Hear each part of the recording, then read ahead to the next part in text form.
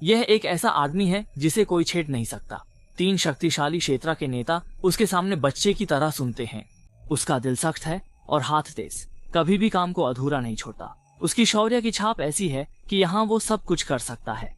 लेकिन ऐसे व्यक्ति के सामने एक डकू ने उसके इकलौते बेटे को गोली मार दी। जब वो गुस्से में आकर आगे बढ़ा तो उससे भी नीचे गिरा दिया गया। 6 गोलियां उसके शरीर में लगी, लेकिन कोई जानलेवा नहीं थी। मौत से 3 दिन तक लड़ने के बाद वो वापस आया। जागते ही उसने पूछा, मेरा बेटा कैसा है? जब उसे पता चला कि उसका बेटा हमेशा के लिए चला गया, जेसन नाम का ये आदमी गुस्से से भर गया। उसने अपने संबंधों का इस्तेमाल करके उच्च अधिकारियों से एक सूची हासिल की। उसने उन क्षेत्र के नेताओं को बुलाया और कहा कि किसी भी तरीके से, चाहे जमीन खोदकर भी, उन लोगों को ढूंढना है जो उस सूची में हैं। पूरे क्षेत्र में खून की नदियां बहने लगी। जो भी शक के दायरे में ना आता, उसका अगला दिन देखना मुश्किल था। फिर भी जेसन उन लोगों को नहीं ढूंढ पाया जब तक उन्होंने एक छोटी सी काली बिल्ली को नहीं पकड़ा। जेसन ने उसे समझाया और उसने बताया कि हाल ही में कुछ लोगों ने एक कैश वैन लूट ली थी। कुछ घंटों बाद उसने जो गैंग बताया था उसे पकड़ लिया गया, लेकिन पूछताछ के बाद पता चला कि ये लोग जेसन के बेटे को नुकसान पहुंचाने वाले नहीं थे। इतने लंबे समय के बाद भी कोई नतीजा नहीं मिला। जेसन का गुस्सा अब और नहीं दाबा सकता था। ये बुरे लोग उसके गुस्से का निशाना बन गए और सुराग फिर से टूट गया।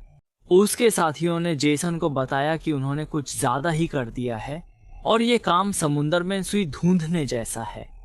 जेसन का गुस्सा अब शांत हो गया। जब वो उन लोगों को नहीं ढूंढ पा रहा था तो उसने सोचा कि उन्हें खुद सामने आने दो। जेसन ने अपने संबंधों का इस्तेमाल करके एक पूरी पहचान की जानकारी हासिल की और एक लोन कंपनी में नौकरी के लिए अप्लाई किया। यह वही कंपनी थी जहां उसके बेटे के साथ हादसा हुआ था। पहले फिजिकल ट्रेनिंग थी जिसमें जेसन कुछ खास नहीं कर पाया।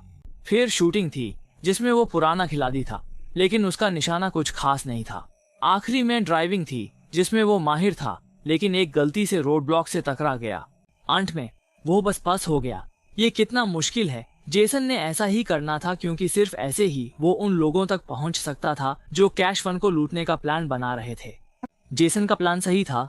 जल्दी ही किसी ने कंपनी की कैश फंड को लूटने का प्लान बनाया।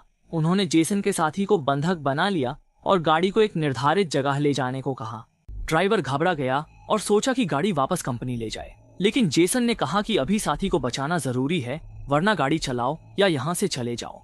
ड्राइवर जेसन के जज्बे से प्रभावित हुआ और गाड़ी चला दी। जैसे ही वो चले, एक पिकअप ट्रक